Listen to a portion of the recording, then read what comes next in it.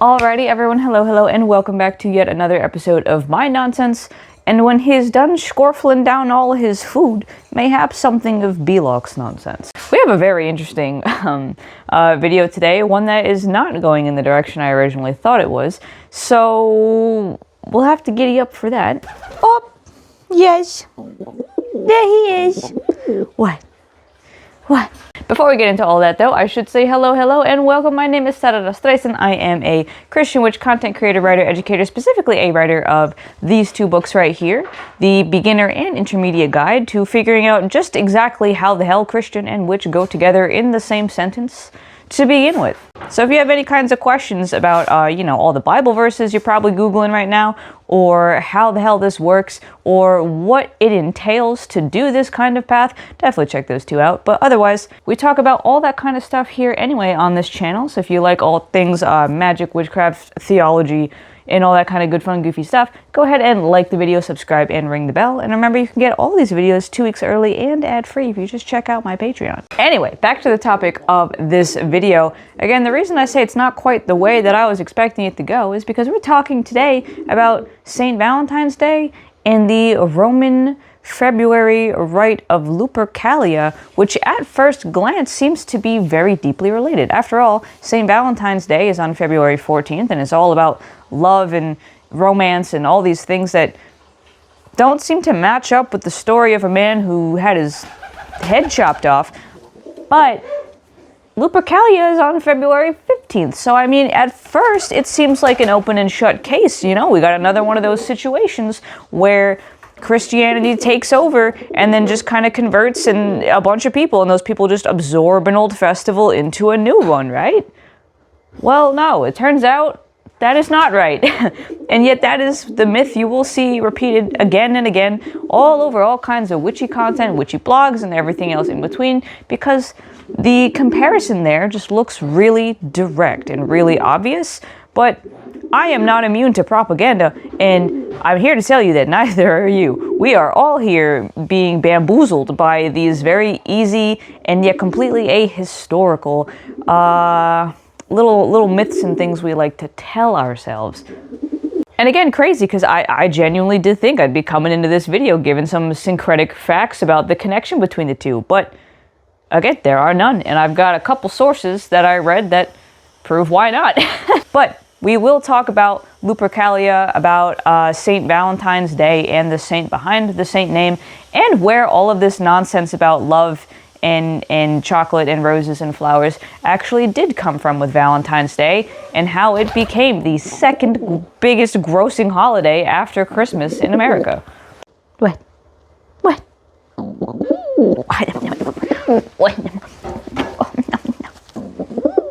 Anyway, I guess we should start with talking a little bit about what Lupercalia is first, and why people might have thought this had fuck all to do with St. Valentine's Day to begin with.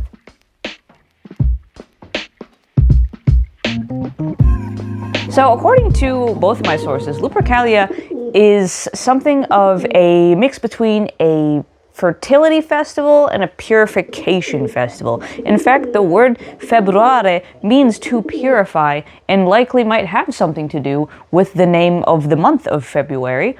And interestingly enough, this festival seems to be to some kind of anonymous deity that Pope fucking Gelasius, whatever the hell his name is the one who kind of basically threw off to begin with. By this Pope's time, Lupercalia was a thing of kind of disdain that they wanted to get rid of, but we still understand from the Pope's words that this was a festival to do something with the god of February, an anonymous god that doesn't really have a specific entity, but that some scholars think had something to do with like the harvest god Pan, or other kind of like spirits like satyrs who had that kind of half goat appeal.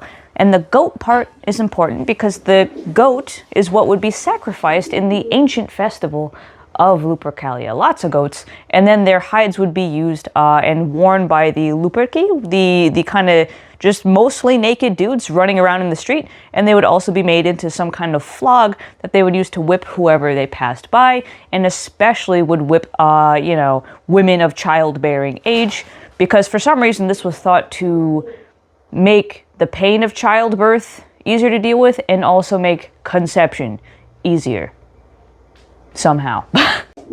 That was kind of the point of February, that kind of mid-winter thing where, you know, the first tiny little signs of spring are starting to peek through, and also where we're starting to get ready for spring and all the stuff that comes with spring, right? Like all of the sowing in the fields and all that other more heavily fertility-based stuff. Very, very interesting. So this was a festival that was all about that kind of thing. And what's really interesting in this source specifically, we have a little note from a certain scholar named Fraser in here that says that, pulling up my notes here, that basically these kinds of rites were to repel powers of evil and so to liberate powers of good, thus promoting the fertility at once of man, beast, and of the earth. So we see that purification and,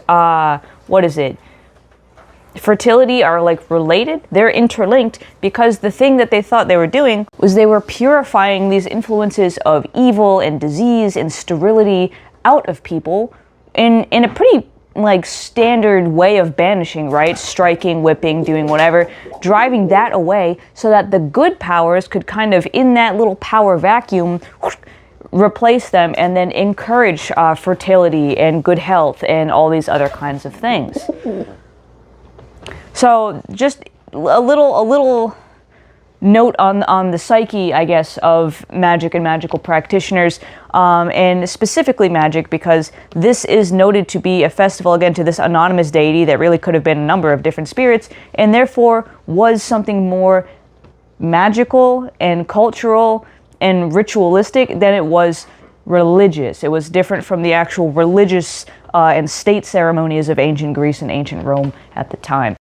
And in fact, in this source was also a mention of a prayer to Father Mars, cognate, right, with the Greek Ares, Father Mars, to ward off these evil forces of disease and stuff from the homestead and other things, which reminds me a lot of other folk magic that I've read that Christians have done for centuries in much the same way, walking around their house or their barns 3 times and begging the help of Father God to instead, you know, drive away disease and all these other things, to do all this kinds of stuff. Hell, I mean, I have one in my house, a Slovenian piece of folk magic, the Hisnijegen, which does exactly that. This inscription here, it's written in really old Slovenian, but basically what it says is a plea to Mother Mary, to Jesus, to God, to the Holy Spirit, to the 12 apostles, to the 3 kings, to the 4 evangelists, to basically protect the fields and the vineyards and the home and the hearth and everything in between and everything that lives in them from disease and sterility and death and all these other things, and bad weather and what have you. That anxiety over stuff people cannot control has been around since the inception of man, like since forever. And so that is something that we see here in Lupercalia. As a pagan festival, it is something we see repeated over and over and over again across pretty much every culture with folk magic, whether it be Ireland, whether it be Poland, Slovenia, Italy, doesn't matter where, that kind of thing. All you do is switch out the god you're praying to make it either pagan or Christian, and the same exact thing happens, the same exact psychological, you know, maneuverings of magic go on, the same traditions persist. And so this source about Lupercalia by the 500s, so what, the 6th century, maybe 5th, however that numbering system works, by that time, by the 500s CE, the thing is that Lupercalia had gone from a very stately and official ceremony, ones that even Mark Antony was doing and running around in, to something shameful, clearly pagan, and bullshit, basically. By this point, the Pope had managed to successfully petition the senators to ban this entirely, as the popes and the Christian community have been trying to do at that point for like a good 100 years at least. They finally managed to get it banned and make it something that was no longer noble to participate in. So before, the Luperci, who are running around with like just a strip of friggin' goat leather around their package, were, you know, they were statesmen, they were noble people, it was reserved for noble people, and it was this kind of happy, merry-making thing. But with the rise of Christianity, with the banning of, you know, any kind of pagan influence or religion, the roles were flipped, and it became kind of a humiliation ritual with criminals and other stuff like that, that they would be the ones who had to run around naked, and they didn't even get to be called Lupercalia anymore. They were just running around looking stupid and being naked in the street, and everyone was pointing and laughing at them.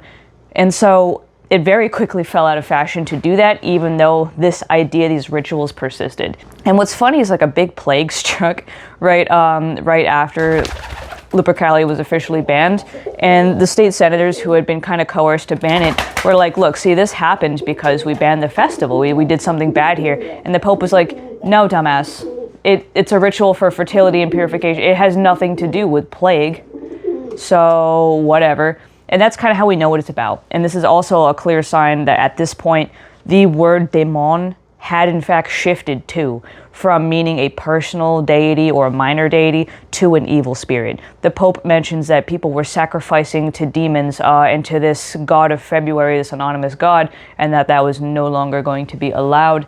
And so that marks that Christians had already started thinking about these daemonies as demons, right?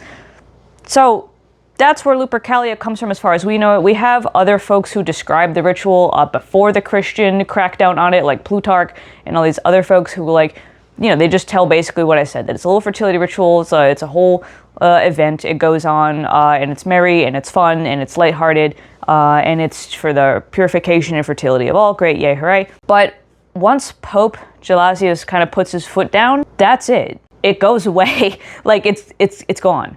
And so the whole St. Valentine's Day connection doesn't show up here. And this is what another source that I had was saying. This source right here, which is a chapter from a very interestingly titled book, this source goes on to say, like, we don't have any record that St. Valentine's Day actually came up and took that hole that the loss of Lupercalia left behind. The Pope very clearly wanted nothing to do with Lupercalia, didn't want it to exist, didn't want any of its traditions to survive, wanted nothing to do with it. There was no filling of that gap with another holiday, the way that some other holidays might have been easily switched around and co-opted, like say maybe Samhain with All Saints' Day and something like that. What happened here was just the fizzling out of a tradition. It just left us. And as you can see, in St. Valentine's Day, we certainly don't go sacrificing goats, wearing their skin, and also beating women with it. So, like, the syncretic elements aren't really there, really. And it's a running myth that it got connected with St. Valentine because of that kind of fertility aspect, which people are thinking had something to do with maybe romance, which maybe had something to do, maybe sort of kind of, with the 200s to 300s CE era saint who, popularly by legend, was persecuted under Emperor Claudius. Here's the thing about that, though, and this is another thing I found really, really interesting. Now we got to talk a little bit about St. Valentine himself and also the reasons why this got so sticky.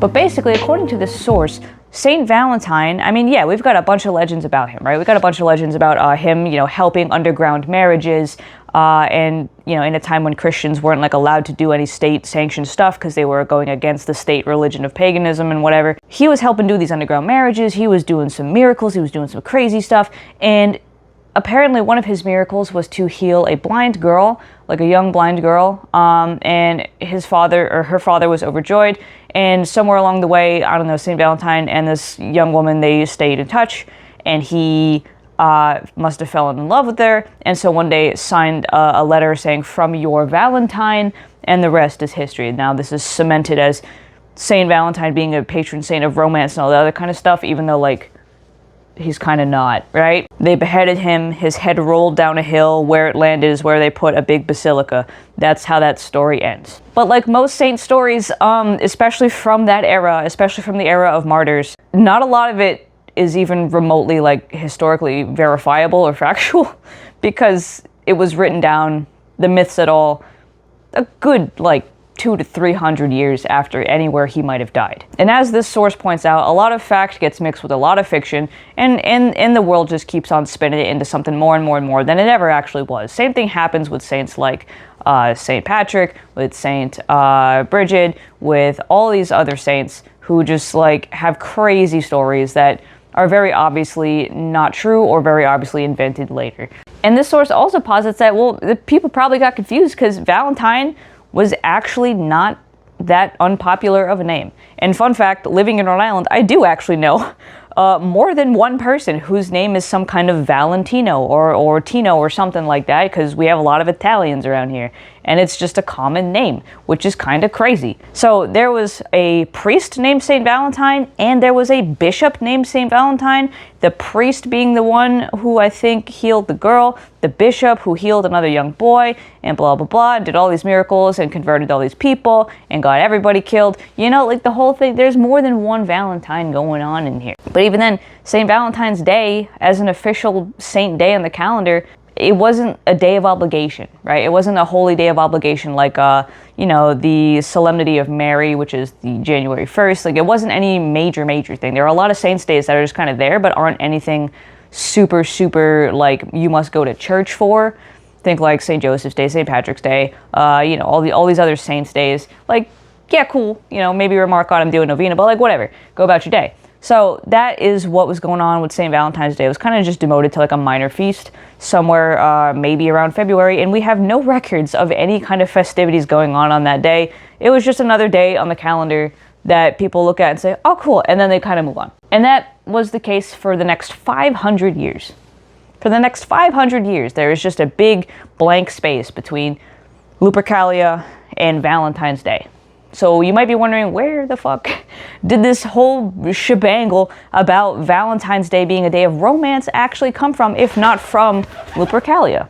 My English major ass is here to tell you, against all odds, it was the English poet Geoffrey Chaucer.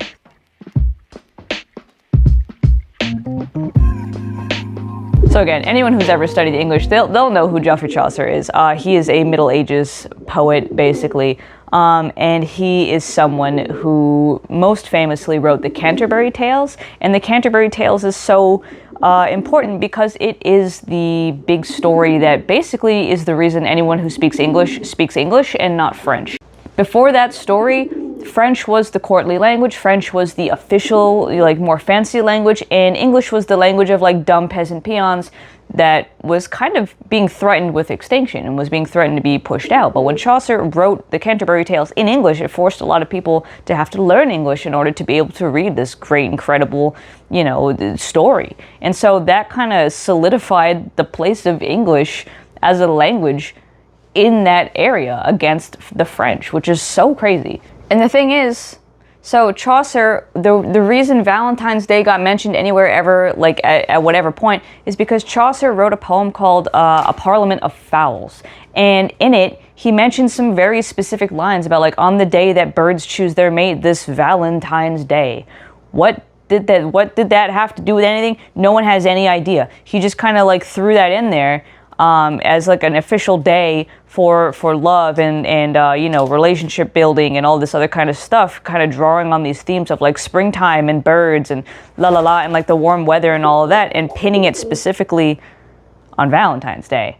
And before that, no, there's not really any record of that being the case. It doesn't really have anything to do with anything. He just kind of threw that in there in a poem that belongs in a genre of work that by that point was about 300 years old. And that is the genre of courtly love romances.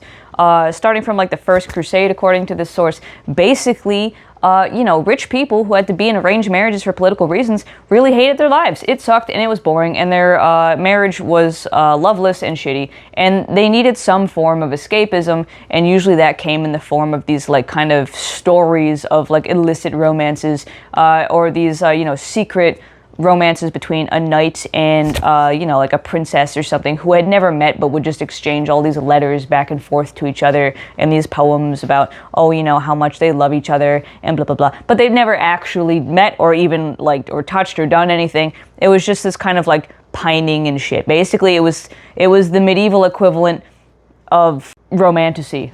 Basically, it was just all romance novels for the unhappy elite. And so this genre of works had come about, and this kind of idea of, like, you know, seeking love from mistresses and illicit lovers, like, wasn't totally out of the taboo. Like, this French guy, Andrew the chaplain or whatever, was writing a whole list of very interesting rules about love to his buddy, who was kind of stuck in this kind of situation very interesting stuff for any kind of man of the cloth to be yapping about, I must say. And nonetheless, it was just this idea that like, well, yeah, you know, arranged marriage is going to suck. How do we find love anyway? And like all of these really romantic and fluffy poems and songs and stories started popping up. So that's where the Parliament of the Fowls lives. It lives in that genre. And that is really the first time we have, oh my goodness, we have any kind of mention of like Valentine's Day. So I said 500 years. I think it's actually more like 800. 800 years go by before Valentine's Day becomes relevant in any sense. But Chaucer starts a firestorm, and from here then we have other people starting to pick up on the word and also starting to develop the concept of Valentine as a thing or a note to write, right? And who was the first to do that? I don't know, it could be Charles d'Orleans, who was a captured member of a French royal family that got kind of like hostaged into England. It could be John Lydgate, who also kind of wrote in that way, like, you know, writing a Valentine or stuff like that. Like it could have been either one of those, but then suddenly Valentine went from being a saint name only to being like a thing you could write, a thing you could give, a thing you could do, which is interesting. And you know, people wonder though, they're still like, okay, well, why February 14th though? For like romance and stuff, like what are we talking about? Because that's not really like spring, you know. Chaucer's talking all these spring icons. How did we get to February 14th? Doesn't that have something to do with February 15th Lupercalia? No. Historians really have no idea. It could be that you know, again, February is that time of like really just undecided weather, right? Some weeks it's warm, then it's cold again in February, and that might have something to do with like the way in which people understand romance, right? It's hot and then it's cold, and you know, it's dramatic and blah blah blah. It could also be that Chaucer meant a different Saint Valentine, a Saint Valentine of Genoa, whose feast day is on May 3rd, and it was squarely situated in spring, and therefore it would make more sense. Who knows? All we know is that no, it doesn't have anything to do with Lupercalia, and a lot of historians are still puzzled as to why the hell Chaucer of England decided that that was a good and sensible thing to link to birds mating in springtime. So whatever.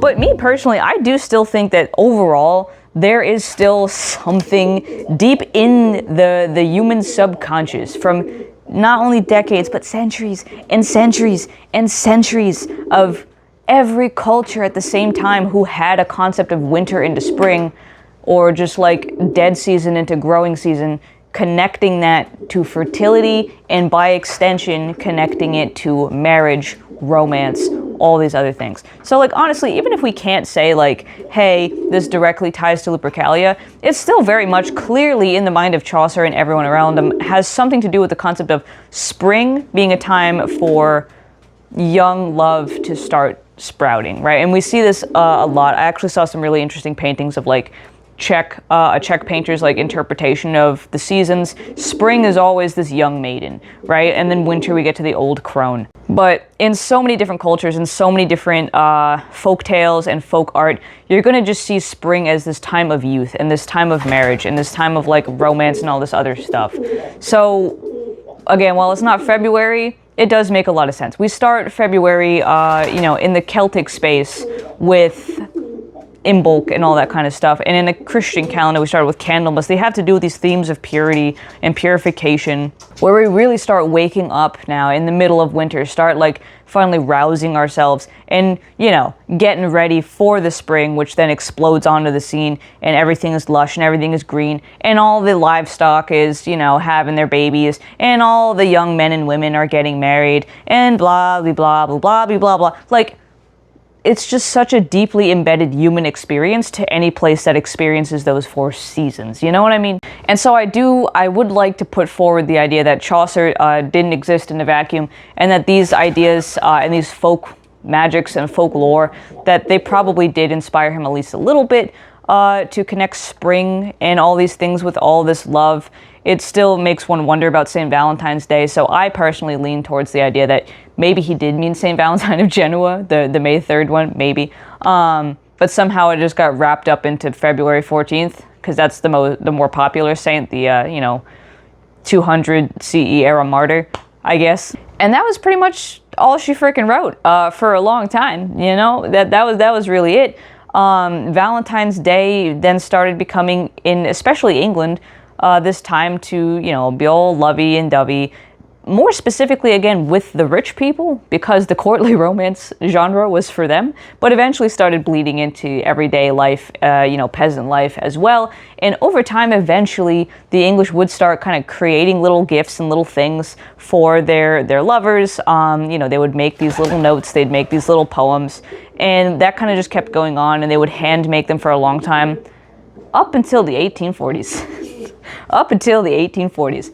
Up until this point, America really didn't give a damn about anything related to Valentine's Day because, first of all, America is very culturally Protestant, and so, they don't care about anything that has to do with the saint. That's very Catholic, and culturally Protestant America doesn't like Catholic stuff, you know what I mean? They still really don't. But also, it seemed like a specifically English custom, so they also didn't give a damn about it. Until the printing press made it so that people in England started printing cards that you could buy. They started printing little Valentine's Day cards you could just buy for someone instead of having to painstakingly craft one yourself. And you bet your ass that the second an American sniffed out the potential to make money on some shit, that they ran with it. They ran with it all the way to the finish line. And that's exactly what happened. This is where we really start getting the import to America of these Valentine's Day cards. Now you have another thing you can buy. Get a card for your Valentine, blah, blah, blah, blah, blah, blah, blah. All this other kind of nonsense. And then it just kept piling on over the decades. It kept going. It went from cards to flowers to candies to fucking red and white teddy bears to all this bullshit. And now we've got influencers out here doing this fucking let me redecorate my entire house for Valentine's Day nonsense. Everything has to be pink and white and red. La la la la. Right? It's just crazy. It's fucking nuts how much American capitalism can take the most random innocuous shit from one country like England and turn it into a money-making powerhouse. And so if there was any chance to ever disconnect Valentine's Day from romance, no. Not after America got their hands on it and all their fucking capitalist mayhem. So that's that. That's why we have Valentine's Day today being linked at all with any kind of romance, love, and, couples and blah, blah, blah, blah, blah. It's because of one English fucking dude writing some poems about Valentine's Day being connected to courtly romance. That's why. But I do still think it's interesting, though, that there are still, again, every culture who knows anything about the end of winter and the beginning of spring seems to have the same ideas in their head. Because one thing that's interesting about Valentine's Day is that the colors associated with them, right, are they're pink, but also white and red. And one thing about Lupercalia is that the festival would start with two dudes, one guy sacrificing a goat and then rubbing a bloody blade on his head, another guy taking wool soaked with milk and using it to wipe the blood off, to signify that, the dirtiness and then also the purification. The red blood, the white milk. Fascinating is all I'm going to say. It just seems like if we're going to talk about any kind of synchronization, that's really the synchronization. Not that specific random-ass festival in the middle of February in ancient Rome, but just that bare concept that is so stuck with us about purification into fertility, right? Of banishing that, really aggressive red into that nice clean white, of connecting fertility and romance together, because obviously we all know how a fucking baby is made, and then also just carrying that through into these specific seasons where the entire world, man, beast, and earth, all seem to be doing that kind of thing at the same time. That's crazy. It's crazy how it just doesn't seem that humans can escape their connection to the rhythm of life in that way, and how one way or another, somehow, somewhere, deep within our psyche, that will just come out and sprout again. That kind of associations, those imageries, that fascination with these times of year, and how we can then turn them into another reason to ritualistically and habitually mark these seasons and mark these changes and these times as we pass by them every single year. So if you're someone who never liked Valentine's Day and never understood why the fuck it was so annoying, listen, I get it. I and my fiance ourselves are ones who would rather wait until after Valentine's Day to snag the chocolate on mega discount than bother with the fanfare and pageantry of the actual day itself. But maybe understanding it this way will help you, first of all, get to know a little bit more about Saint Valentine as a legendary figure, and also just like as a saint separate from that, but also will allow you to appreciate that little kind of romantic notion in this otherwise weird, hot and cold, kind of grumpy time of year.